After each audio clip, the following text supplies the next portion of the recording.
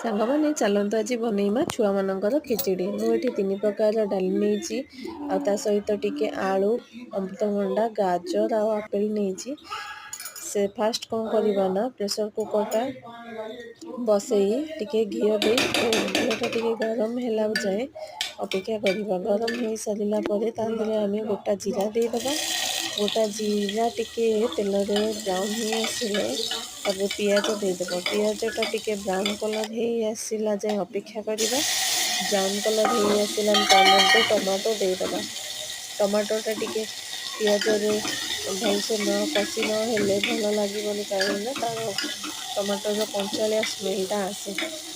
ଟମାଟୋଟା ଟିକେ ହେଇଗଲେ ଘିଅରେ ଆମେ କ'ଣ କରିବା କାଟିକି ରଖିଥିବା ପନିପରିବା ଗୁଡ଼ା ଭଲ ଭାବେ ଧୋଇ ତା ମଧ୍ୟରେ ଦେଇଦେବା।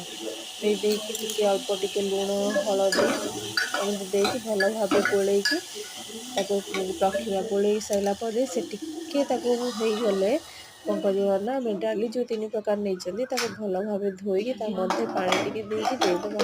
ତାପରେ ପ୍ରେସର କୁକରର ଢାଙ୍କଣା ଦେଇକି 5ଟା ସିଟି ମାରିବା ଯାଏ ଅପେକ୍ଷା କରିବା। ହେଇଗଲା ଆମର ଖିଚିଡ଼ି।